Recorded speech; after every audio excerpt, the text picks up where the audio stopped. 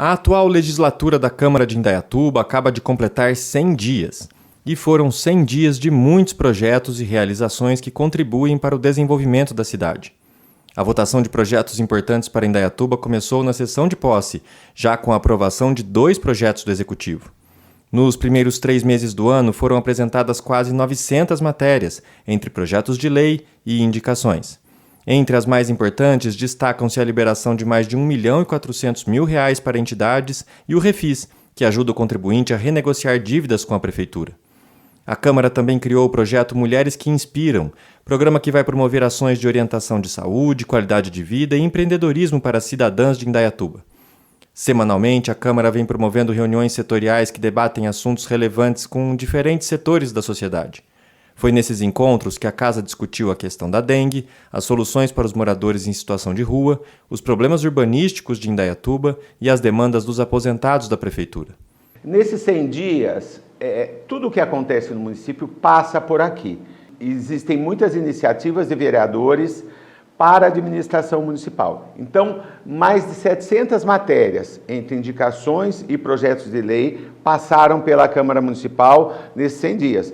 A gente tem feito reuniões setoriais aqui na Câmara. Fizemos com engenheiros, fizemos com advogados, fizemos com um grupo de servidores aposentados da Prefeitura, que estão sendo muito produtivas.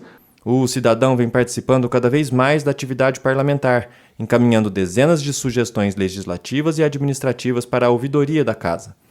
O Legislativo segue atuante nos debates regionais. No Parlamento da Região Metropolitana de Campinas, nossos vereadores ocupam funções de destaque nas comissões permanentes mais importantes, representando uma população de mais de 3 milhões de habitantes. E a Câmara encerra os 100 dias com uma excelente notícia: a adoção da energia fotovoltaica, que substitui a matriz energética do Palácio Votura por uma fonte limpa, renovável e sintonizada com a pauta ambiental. E vem mais por aí. Acompanhe o trabalho da Câmara, participe e se informe pelos canais oficiais do Legislativo. Câmara de Indaiatuba, a Casa da Cidadania.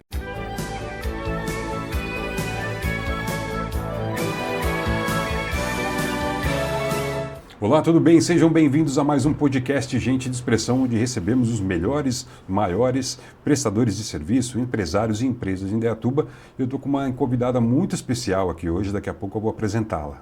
Mas, vamos lembrar, dia 25 de outubro, lá no Clube 9 de Julho, acontece o 19º Troféu Frutos de Indaiá, esse evento que reúne os maiores e melhores também de Indaiatuba, numa grande noite para se celebrar mais uma temporada de sucesso, E o final, um showzaço de Jades e Jadson e mais algumas surpresas reservadas, tá? Então, se você ainda não garantiu o seu lugar, liga aqui para o Grupo Mais de Expressão e saiba mais sobre esse grande evento. Muito bem, vamos lá. Nossa convidada de hoje é uma dessas pessoas que transforma a cara de Indaiatuba cada vez mais nessa cidade que mistura ainda hoje, um pouco da sua história e dessa vanguarda que Indaiatuba traz com grandes profissionais. Ingrid Fujisawa, da Arquitetura e Construção. Ela está aqui comigo. Antes de apresentá-la, por favor, dê seu olá a nossos internautas. Olá, tudo bem, pessoal? A Ingrid foi pega de surpresa aqui. Ela veio aqui numa correria só, mas é importante que ela está aqui conosco, tá? Ingrid Fujisawa é nascida em Indaiatuba e sempre se interessou por arte, desenhos e ilustrações. Com a graduação em Arquitetura e Urbanismo, descobriu uma forma de expressar sua paixão pela arte, transformando espaços e construções. Para tanto, aposta na originalidade de seus projetos, amparando e guiando seus clientes na realização de seus sonhos. Foi assim que, em 2017, iniciou sua atuação em administração de obras, montando uma equipe qualificada para atender às necessidades do mercado. Ingrid, mais uma vez, seja bem-vinda ao podcast Gente de Expressão. Vamos bater um papo aqui, falar sobre tudo. Mas a primeira coisa, gente, a Ingrid é nascida em Indaiatuba, algo que cada vez mais raro aqui bem no raro, nosso, raro. Afinal de contas, temos recebido, Indaiatuba tem recebido muita gente de todos os locais do Brasil e cada vez mais. E isso é bom, Não vamos Sim, reclamar, até de fora do Brasil, Até fora do Brasil, com certeza. Estava falando aqui, de grandes empresas na cidade que trouxeram aí muitas pessoas de outros países. Nós vamos falar, eu já dei um spoilerzinho aqui, mas eu queria que você falasse um pouquinho como começou essa sua jornada na arquitetura e também na decoração, Voltando bem no passado, quando eu era muito criança, eu já gostava muito de desenhar. Era algo que eu amava. E eu entrava realmente num estado de flow, assim. Legal. Minha mãe ficava, Ingrid, Ingrid, e eu lá desenhando. Até que eu olhava e tinha passado o dia e eu estava desenhando. Naquela época não eram casas, né? Era mangá, desenho japonês, que eu gostava bastante. Legal. Mas aí foi crescendo esse amor por decoração, por arquitetura. E quando chegou a hora de escolher a profissão, eu pensei, olha, eu acho que a arquitetura se encaixa no que eu gosto de fazer. Vou fazer pro resto da minha vida, então tem que ser algo que eu goste de Com fazer, certeza. né? E aí começou essa jornada na arquitetura e passei direto, né? Terminei o colegial, já fui direto, me formei pela PUC Campinas. E, na verdade, chegou lá, foi um choque de realidade, porque não tem nada a ver com o que eu faço hoje no dia a dia, né? Lá é muito mais, o começo é muito artístico, é muito teórico. Então, eu senti um choque, assim, eu falei, nossa, não estava preparada. Eu até falo, né, tem algumas pessoas que me procuram, minha filha quer fazer arquitetura, qual é o conselho que você dá? Eu falo, vá pesquisar realmente o que é.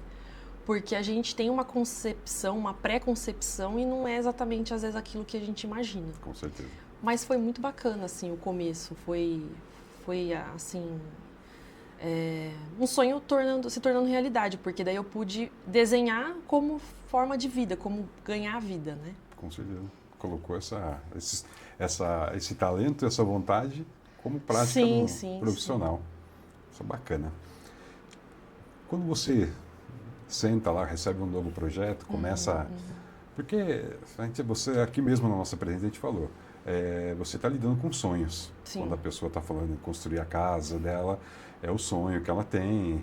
E é claro que muitas vezes o que ela pensa que é o ideal não chega a ser exatamente na prática o que é o melhor para aquele determinado projeto. Sim. Mas como é o seu processo criativo quando você dá início a um novo projeto?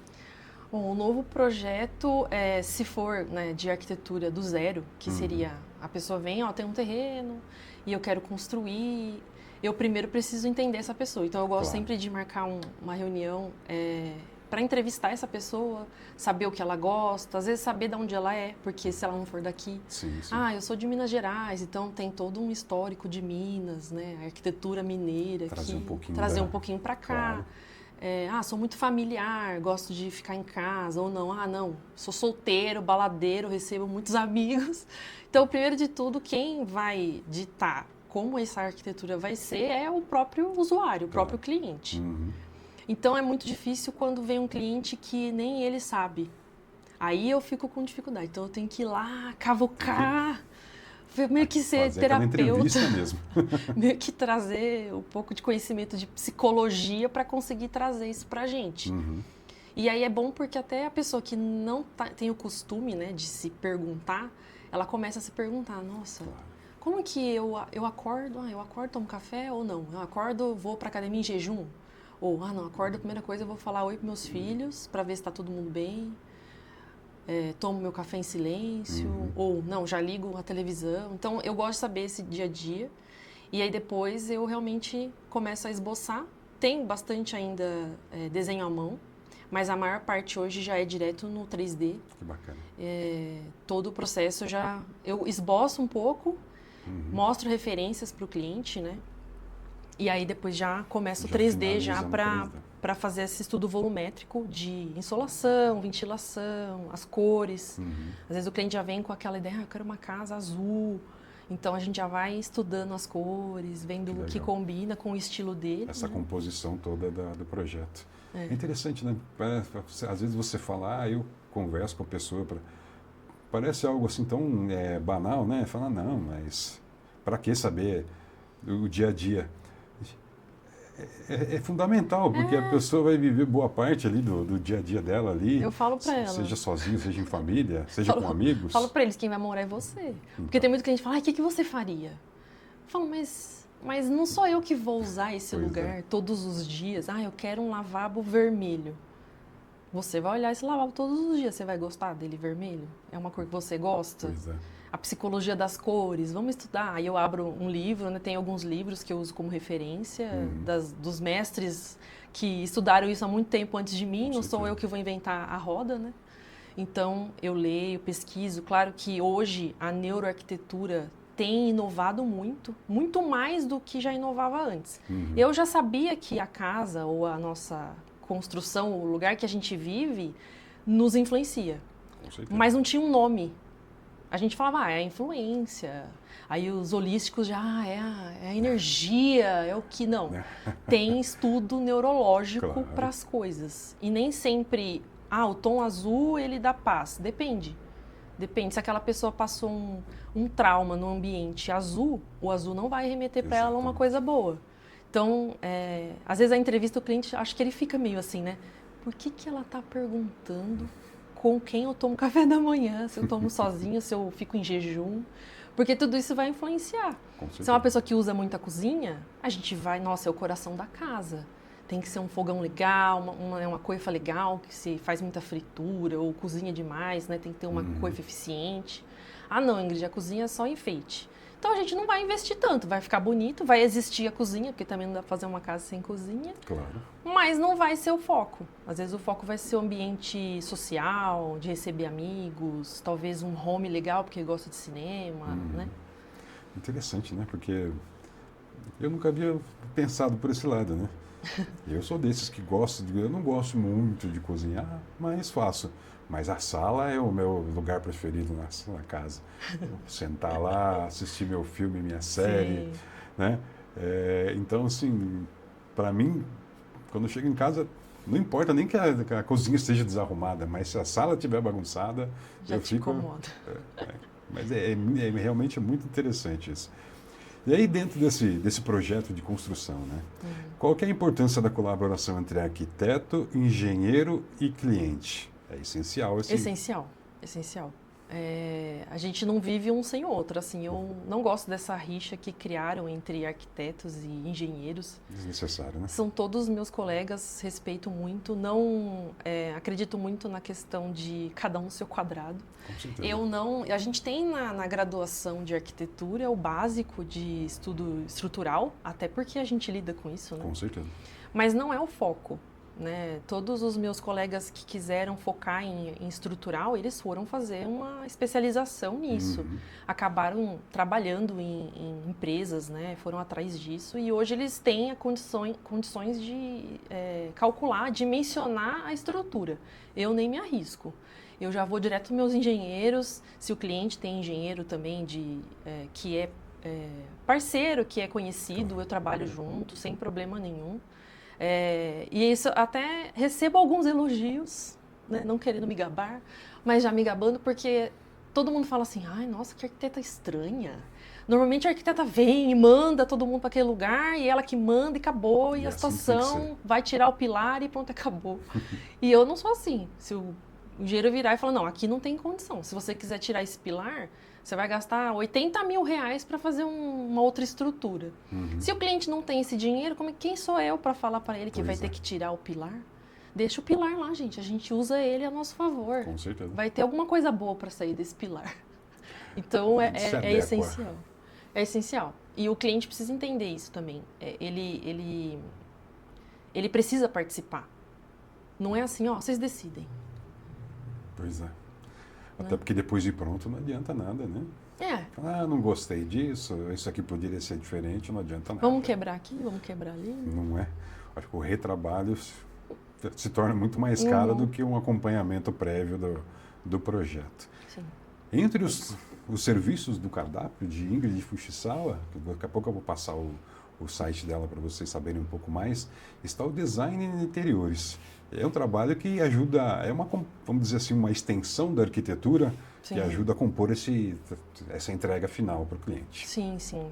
O design de interiores, ele nasceu porque realmente é uma área muito específica, né? Hoje na época que eu fiz arquitetura, graduação, né?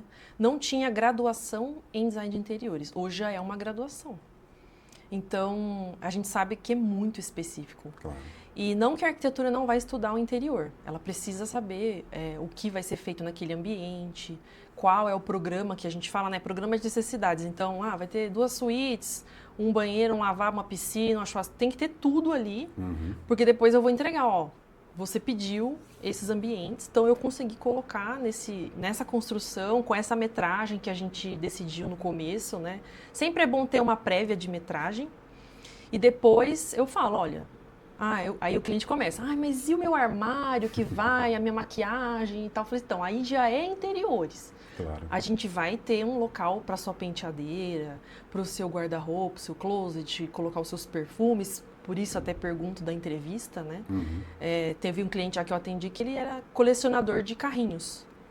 Então, a gente tinha que ter um lugar específico para os carrinhos dele. Senão era encrenca. Senão, não ia assinar o aceite de projeto nem a pau. Legal. Aí a gente pensou em tudo isso. Falei, ofereci para ele, vamos fazer interiores, porque daí é marcenaria, o luminotécnico, a parte de automação. Você vai querer colocar a Alexa? Vamos pensar onde a gente vai pôr, né? O seu home, seu painel de TV, suas prateleiras, suas coleções, se tem animal de estimação, a decoração em si, né? Almofada, tapete, persiana, tudo isso entra no interiores. E legal.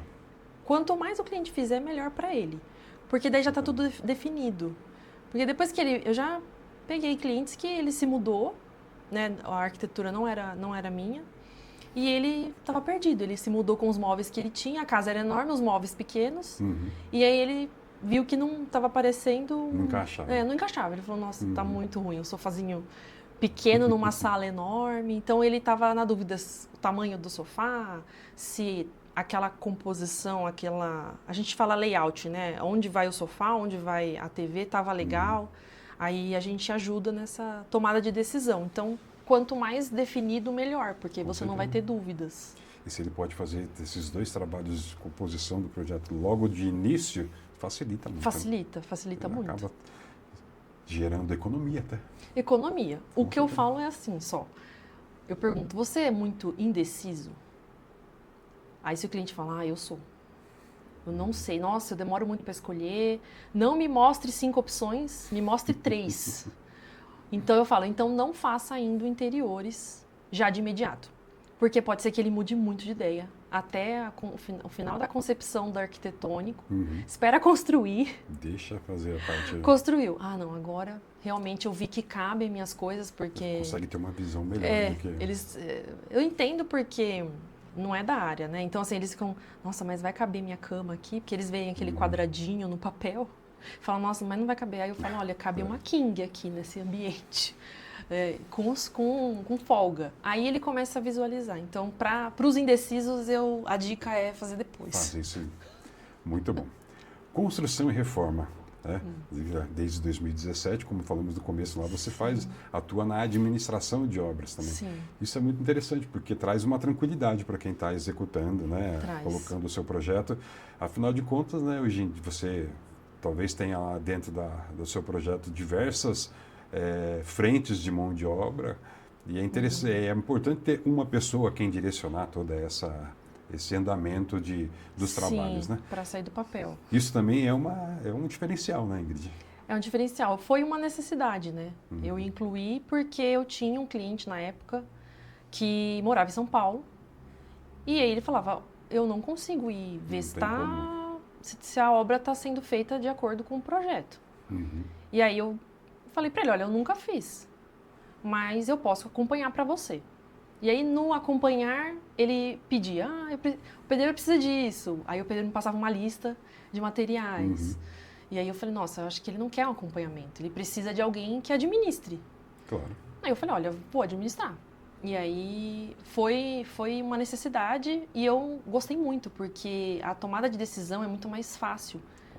Porque o cliente, quando ele vai... Não que eu não goste que o cliente vá na obra, mas quando ele vai muito na obra, ele começa a questionar, porque parece que às vezes ele não consegue visualizar o que estava no papel, e aí ele vê na realidade, ele fala, nossa, não era bem isso que eu pensei que fosse o que estava, mesmo com 3D hoje, né? E aí começa a querer alterar as coisas, e aí que mora o problema. Eu sempre falo, olha, tenta não alterar. Eu não posso falar, tem muito arquiteto que coloca uma cláusula no contrato que proíbe o cliente de alterar o projeto. Não pode fazer isso. Meu marido é advogado. Essa parte jurídica eu sempre discuto com ele. Ele fala, olha, arbítrio, onde fica? A casa é dele, o dinheiro é dele. Se ele Claro. quiser mudar, ele vai mudar. Só que aí ele assina um termo que ele vai se responsabilizar por essa alteração. Então, a administração de qualidade, né, Fábio? Sim, É com certeza. importante falar isso. Tem administradores que fazem de qualquer jeito. Só A boa acompanham. administração vai pensar em toda a cadeia para não ter problema. E se tiver problema, tem que ser solucionado. Não vai, nunca eu vou dizer para você, olha, com administração, com projeto de arquitetura, com projeto de design de interiores, com automação, com Alexa, com inteligência artificial, você vai mitigar 100% dos seus problemas. Nunca vou falar isso para você. Claro. Porque vai ter um material que vai atrasar, vai ter um entregador que vai entregar no seu apartamento e vai deixar o hall todo sujo, aí o condomínio vai te multar, aí o cliente vai querer culpar o arquiteto, porque ele que deixou entregar na hora que ele não estava lá. Então, assim, vai ter um probleminha, um ou outro vai ter, infelizmente, não tem como. Ainda é uma área que tem muitas pessoas trabalhando. Claro. E a gente é humano, né? A gente erra. Então, a gente tem que, sim, mitigar o máximo possível, mas tem sim problemas. Mas foi um grande aprendizado essa primeira necessidade de administração, porque daí eu vi que todo mundo precisava de administração. Aí eu fui atrás de me especializar. Até porque, como você mesmo falou, né, tem muita gente morando nas grandes metrópoles, Fora. mas que constroem aqui na cidade, né, uma Isso. casa de campo ou uma casa, um lugar para passar o final de semana, e não tem essa disponibilidade de ficar indo e voltando o tempo Não todo tem. para esses projetos, acompanhar esses projetos. E às vezes até tem alguns prestadores que eles se propõem, olha, todo dia eu vou tirar foto, vou mandar para você, mas não substitui estar aqui. Não. Eu sendo os olhos do cliente, porque eu vou estar do lado do cliente. Eu Sim. tenho que entrar lá como se fosse meu. Ah, se fosse a minha casa. Uhum. Nossa, tem uma botina ali. Ai, gente, a carriola suja. A betoneira derrubando óleo na pedra portuguesa da entrada. Então eu começo eu vou lá e peço, né? Olha, não deixa sua roupa aqui. Coisas que o cliente vai fazer, que eu tenho certeza que ele vai fazer. Uhum. E filmar e ter todo o histórico, né? Tudo no grupo do WhatsApp e o relatório. Porque daí tem um histórico de tudo que aconteceu. Então isso é importante. Legal. Foi assim que nasceu a administração para mim. Bacana. Mas é muito legal, porque afinal de contas, como eu disse lá no começo, né? Além de trazer tranquilidade, traz essa segurança de não precisarmos de retrabalhos, né? Sim. Daquelas, claro, como você mesmo disse, pode acontecer? Pode. Pode acontecer, Mas evita-se mas muito evita. mais do que, né? Esquecer de colocar aquela tomadinha, né? Que acontece, já aconteceu comigo em alguns momentos. Esqueci de colocar a tomada ali, mas enfim, né? Faz parte mas não deve, mas faz parte. Como diz a moçada hoje, Faz parte. parece raro, mas acontece muito. Né? Olha lá, trabalho de consultoria. O que seria a consultoria? Seria uma espécie de... não há um envolvimento direto, mas há um aconselhamento. O que seria a consultoria? Também. Uhum. Tudo e não é nada, né? Como Claro. diria. Por quê?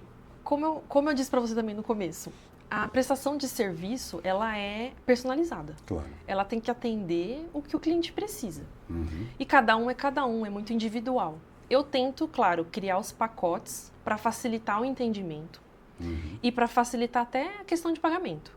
Porque se eu apresento um orçamento enorme para o cliente, ele vai assustar. Principalmente o cliente que nunca trabalhou com arquiteto. Uhum. Então, eu preciso falar para ele, olha, o essencial é isso aqui. Ah, mas eu começo a fazer algumas perguntas, né? Aí a pessoa se ela fala para todas ou a maioria não sei, ele é um excelente cliente para consultoria. Vai precisar desse apoio. Porque daí eu vou explicar para ele, é praticamente uma aula. Eu vou explicar para ele, olha, você vai precisar desse desenho, desse projeto, funciona assim. Você comprou seu terreno, você vai ter que aprovar na prefeitura, se fica dentro de condomínio. E aí, piriri pororó, para cada projeto ser individualizado. E aí tem a consultoria para aquele cliente que já sabe mais ou menos, mas ele não quer ou não pode investir naquele momento para um projeto completo. Então, eu faço, por exemplo, um estudo 3D de volumetria para ele e eu entrego as imagens. Eu não entrego aprovado, não entrego planta baixa, algumas medidas, se ele quiser, eu posso incluir. E aí vai variando esse tipo de consultoria, que é só uma conversa, né? Orçamento e tudo mais. Só orçamento, de repente, mas normalmente é o cliente que realmente tem essas dúvidas, nunca trabalhou, aí eu ofereço esse pacote para ele de consultoria. Isso é bom. Bem, você já falou um pouquinho aqui, mas eu achei interessante a gente falar também as maiores tendências sustentáveis hoje na arquitetura. Sustentabilidade sempre foi uma preocupação, acho que não só na arquitetura, como na construção civil, e hoje em dia ganha-se uma preocupação ainda maior por conta de tudo que vem acontecendo no nosso planeta e também dentro das próprias de cada profissão. E sustentabilidade é a palavra de ordem. Como ser sustentável na arquitetura? É engraçado porque em 2000 eu me formei em 2014. Em 2016 eu comecei a gostar muito dessa parte de sustentabilidade. E aí eu fiz uma pós-graduação em gestão ambiental e sustentabilidade. Legal. E abriu a minha cabeça, assim, de um jeito que eu não sabia que poderia, sabe, na época. E aí, desde então, até com outros colegas, parceiros que também têm essa paixão, e a gente se via muito, assim, sozinho. Tipo, ninguém tá nem aí. A construção no Brasil, por padrão, já é não muito sustentável, né? O tijolo comum, tijolo baiano, 9 furos, ele é muito aquém do que poderia ser. Com certeza. Tem melhorado muito. Então, hoje a gente se vê tipo, nossa, é a nossa galera, chegou, estamos conseguindo. Nos vemos representados. Exato. Então, a gente participava dos Green Councils, a gente ia para São Paulo, fechava um carro, não, vamos para a feira e tal. E a gente via coisas que lá na Noruega, na Suíça, é muito comum, Claro. chegando agora aqui.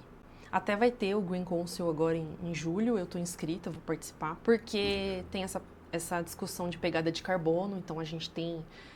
mesmo que o cliente não peça, aí é um segredo nosso, eu vou tentar fazer uma obra sustentável. Não conta pra ninguém. Não né? conta pra A gente ninguém, vai colocando isso no projeto. Mesmo que ele não venha com uma premissa, olha, Ingrid, eu sou preocupada com o planeta, né? A gente passou aí por as enchentes do Mato Grosso e muita tempestade e agora parece que vai fazer frio.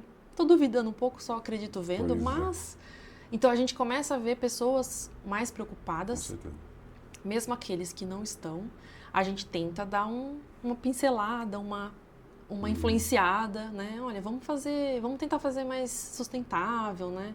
Aqui no Brasil tem crescido muito, ainda não me especializei nesse material, mas o ecoblock, que é aquele bloco ecológico Sim, que não é cozido, né? Não é assado. Então, a diferença do tijolo é que ele vai para altas temperaturas, emite uma quantidade enorme de gás carbônico, Pois é. que as pessoas às vezes não ligam. Além disso, na massa, no cimento, né, no concreto, vai um monte de água. E para você fazer laje de concreto, você tem que ficar lá. Quem nunca viu o vô, o pai lá aguando a laje para não rachar? Verdade. Então, olha a quantidade de água que a gente perde no sistema, no processo. Então, eu vejo isso mudando. Cresceu demais nos últimos 5 anos a quantidade de empresa que trabalha com steel frame. Legal. Então, eu estou super animada. Coisas que em 2016 estava engatinhando, hoje já está bem mais avançado. Então, eu fico feliz. E o bom é que você já está por dentro de tudo isso, né? Já é minha... Já faz parte do seu dia a dia aí. Sim. Porque muitas vezes, né? Tem gente que sai correndo atrás do prejuízo depois, né? Para tentar se buscar mais. Mas dessa atualização, eu acho que mais do que um capricho, é uma necessidade, né? uma Você necessidade. tem que se manter atualizado dentro do seu mercado, porque você vai estar sempre à frente dos outros. Sim. Resumindo, é isso. Estar à frente, a vanguarda é sempre necessário. Mas não bastando o projeto arquitetônico, o design de interiores, a construção, a consultoria, você ainda oferece serviços de paisagismo. Paisagismo. Através de parceiros, como funciona? Tem parceiros que trabalham, né? Eu sempre gostei muito da parte de paisagismo, mas era uma área que, sinceramente, na graduação mesmo, já discutia-se, tipo, olha, não dá dinheiro, não adianta isso aqui. Vai ser a louca da planta, vai virar, assim, você não vai se sustentar através do paisagismo, mas sempre foi uma parte que eu digo essencial, porque se você faz a casa, linda, maravilhosa, aí a pessoa vai lá e concreta todo o terreno. Aí eu fico pé da vida, né? Eu fico assim, meu Deus, para onde vai a água, né? A pessoa, não, mas eu tô impermeabilizando a minha casa. Não, a água vai achar um lugar para ela ir. E se não tiver grama, ela vai infiltrar na sua parede, ela vai infiltrar no seu contrapiso. E, na verdade, o problema vai ser pior. Pois é. Então, o paisagismo faz parte também da arquitetura e do urbanismo. A gente tem que ter praças, a gente tem que ter jardins nas casas. Na legislação, a gente prevê porcentagem de permeabilidade do solo. É mesmo. Em Indaiatuba estava mudando um pouco, né? Eles não estavam considerando sabe aquele piso grama, que normalmente tem a entrada de condomínio, de casa? Eles não consideravam aquilo permeável. Agora eles já estão considerando 50%, 40% de impermeabilidade. Então a gente já consegue colocar nas áreas e evitando aí esse problema, porque a água ela é a doença da construção, assim, no mundo, eu acho. Porque a hora que a infiltração entra, para sanar é muito difícil, é um custo alto. Quebrar tudo de novo, tudo de buscar novo. a fonte da infiltração e refazer todo um trabalho que poderia ter sido evitado. Às vezes refazer fundação. Já tivemos casos no escritório de ter que abrir uma vala. Quando a gente abriu e viu a fundação, que nada mais é que o pilar enterrado. Sim. Tava só os ferrinhos pendurados assim. Eu falei, meu Deus. Aí o engenheiro veio e falou, meu Deus do céu, escora isso, pelo amor de Deus. Aí lá vai todo mundo correr atrás de escora. Então o paisagismo não é só plantinha bonitinha, não é só a dracena vermelha na frente das portarias. É toda a parte de infiltração, de permeabilidade, de água, escoamento, drenagem do solo. Não é também só pôr a grama. Quando a gente tem áreas muito grandes de grama, precisa passar um dreno corrugado, furadinho, embalado num bidim. Tem todo um sistema e tem que fazer o cálculo. Então, tem engenheiro que faz essa parte de cálculo pluvial e tudo. Então, o paisagismo é lindo, maravilhoso, mas ele também é funcional. É uma funcionalidade bastante importante dentro de toda essa preocupação aí, né? Bacana. Bem, vamos falar um pouquinho agora, voltar a falar um pouquinho sobre projetos. E o que você acha sobre casas inteligentes e automação residencial? Esse é um caminho sem volta, né? É um caminho sem volta. É um caminho sem volta, ainda mais agora com a inteligência artificial, que a gente vê a cada dia, se não horas, a evolução isso tem, né, não só na casa, mas na nosso trabalho também. Com certeza. Os clientes agora também têm pedido isso. A gente já oferecia antes, vamos fazer uma automação. Só que antes da automação, quem tem vai saber. Era uma máquina enorme. Eu lembro disso. Era bem grande, assim, tinha que ter um shaft só para eles, separado. E se desse BO, você tinha que chamar a empresa que fez. Você não podia chamar qualquer eletricista para fazer. Ou seja, não era nada prático. Não era nada prático. Então, hoje, diminuiu muito. Tem casas que só com Alexa e tomadas inteligentes e lâmpadas inteligentes você já comanda tudo. Com a tomada inteligente, você praticamente a casa inteira. Aí você conecta na Alexa e ela liga sua TV, desliga sua TV, liga seu ar, desliga seu ar, abre a cortina, fecha a cortina. Então, hoje está muito mais acessível, né? Hoje, qualquer pessoa que tem ali uma tomada inteligente, uma lâmpada inteligente, uma Alexa... E o custo já diminuiu bastante. Já diminuiu bastante, já. Comparação a quando surgiu toda essa tecnologia. Antigamente, que eu digo, né, há 10 anos atrás, no mínimo, eu lembro que eu fiz orçamentos e aí na época o pessoal falava assim, no mínimo, para fazer uma automação você vai gastar R$4.000, R$5.000. Eu falei assim, não, calma. É melhor ter o banheiro completo com vaso sanitário, chuveiro e cuba do que ter uma automação. Uma tomada inteligente. E na época, hoje a pessoa fala, 5 mil não é nada, né? Porque ainda mais em Indaiatuba que tá tudo tão caro, né? E aí, na época, 5 mil era muito dinheiro. Então, hoje, com 200, 300 reais, você já compra uma Alexa, umas tomadas inteligentes e já começa a automatizar a sua casa. Então, é um caminho sem volta. Eu só tenho medo de ser robô igual aos filmes, né? Que o robô se rebela contra nós. Não é? Mas a gente estava discutindo isso com o Lucas e um colega nosso que estava aqui, que apesar de tudo, apesar da inteligência artificial, da automação, o homem ainda é a essência do projeto. Ainda temos que fazer o trabalho principal. Mas é claro que toda essa preocupação tem que estar em pauta sempre, porque, Sim. no final das contas, né, a gente fala, a inteligência artificial vai acabar com o seu trabalho. Não acredito nisso, porque, apesar de tudo, o ser humano ainda é insubstituível. A máquina vem para ajudar. Veio para ajudar. E a gente tem que, como você disse, a gente tem que se atualizar. Exato. Né? Esses dias atrás eu estava acompanhando o Instagram e eu vi um post chinês, né? Normalmente é chinês, que tem umas tecnologias muito novas que a gente não vê muito por aí. De um robô que instala revestimento. Caramba. Então ele já coloca, o pedreiro, no caso, vai fazer esse trabalho, né? Ele vai alimentar a máquina, colocar os revestimentos atrás. Aí a máquina tem 2 garrinhas e ela vem, já tem o nível, o laser, e ela vem, passa a massa no chão, passa a massa na peça e instala, faz até aquele remelechinho que o pedreiro faz. E já vai instalando e vai muito mais rápido. Então, o pedreiro não vai ser eliminado da obra. Ele vai ter que fazer um curso para mexer nessa máquina. Ele vai receber esse apoio aí e conseguir fazer o trabalho dele em um tempo muito menor. Muito menor. Ele vai ter menos dor nas costas, no joelho. Então, veio para ajudar, sim, com certeza. Então, é um caminho sem volta, com certeza. Com certeza. Para encerrar, é uma pergunta que é até um pouco... não vou dizer capciosa, mas é complicado de você chegar num equilíbrio. Como equilibrar estética, funcionalidade e orçamento? Afinal de contas, muitas vezes um sonho talvez não caiba dentro do orçamento. E a funcionalidade também, a pessoa quer algo que seja funcional, mas talvez no primeiro momento, com o orçamento inicial, não seja... Qual que é o principal desafio em equilibrar essa balança? Olha...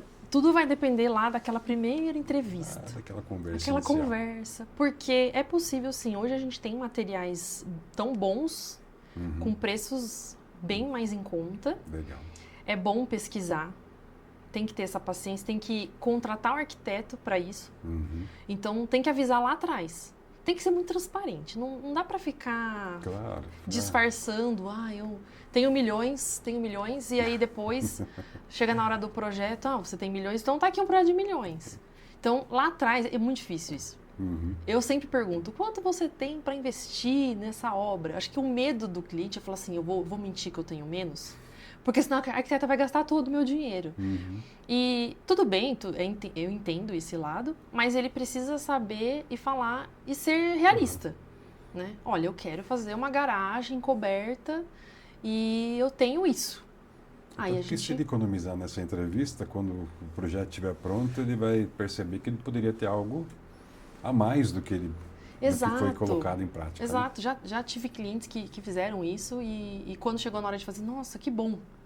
Eu tenho e ainda sobra um pouco. Então, é sempre bom ter essa realidade do dinheiro, do investimento que você pode investir, né, que você tem. E aí o trabalho do arquiteto é encontrar meios, materiais, formas de economizar para que aquele sonho saia do papel e vire sonho, não realidade, não pesadelo. Não pesadelo. Então, é possível, sim.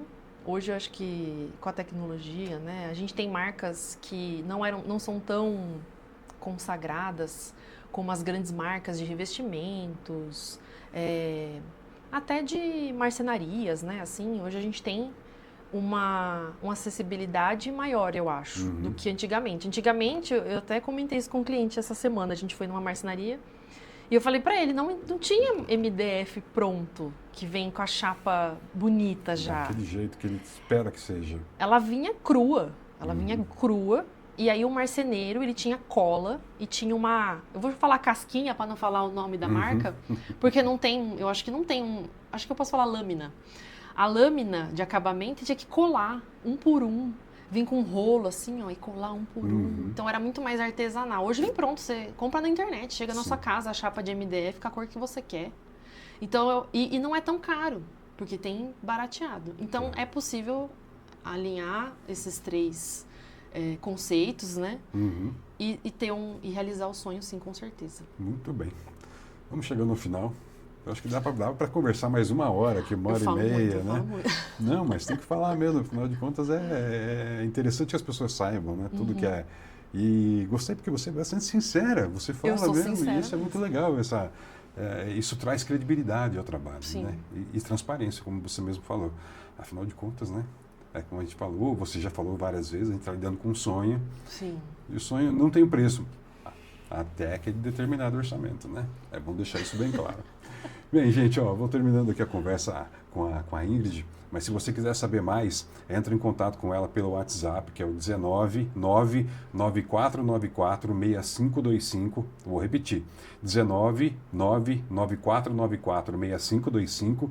Pelo Instagram, o ARQ, Ingrid Fujisawa, e pelo site ifarquitetura.com.br. Lá tem muito mais sobre o trabalho da Ingrid.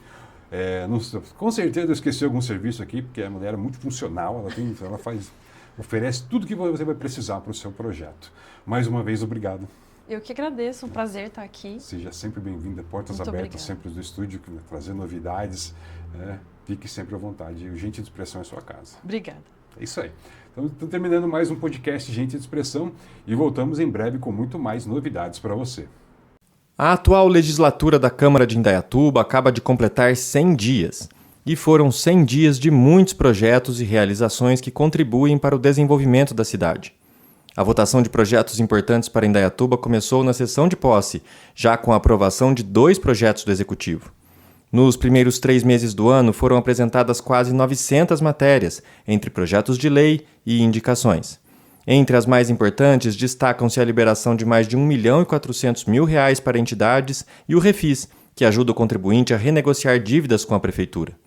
A Câmara também criou o projeto Mulheres que Inspiram, programa que vai promover ações de orientação de saúde, qualidade de vida e empreendedorismo para cidadãs de Indaiatuba. Semanalmente, a Câmara vem promovendo reuniões setoriais que debatem assuntos relevantes com diferentes setores da sociedade. Foi nesses encontros que a Casa discutiu a questão da dengue, as soluções para os moradores em situação de rua, os problemas urbanísticos de Indaiatuba e as demandas dos aposentados da Prefeitura. Nesses 100 dias, tudo o que acontece no município passa por aqui.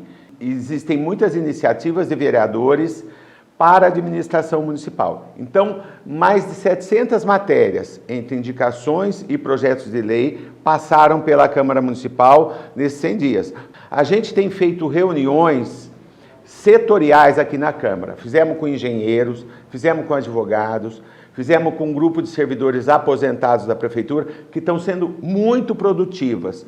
O cidadão vem participando cada vez mais da atividade parlamentar, encaminhando dezenas de sugestões legislativas e administrativas para a ouvidoria da Casa. O Legislativo segue atuante nos debates regionais. No Parlamento da Região Metropolitana de Campinas, nossos vereadores ocupam funções de destaque nas comissões permanentes mais importantes, representando uma população de mais de 3 milhões de habitantes.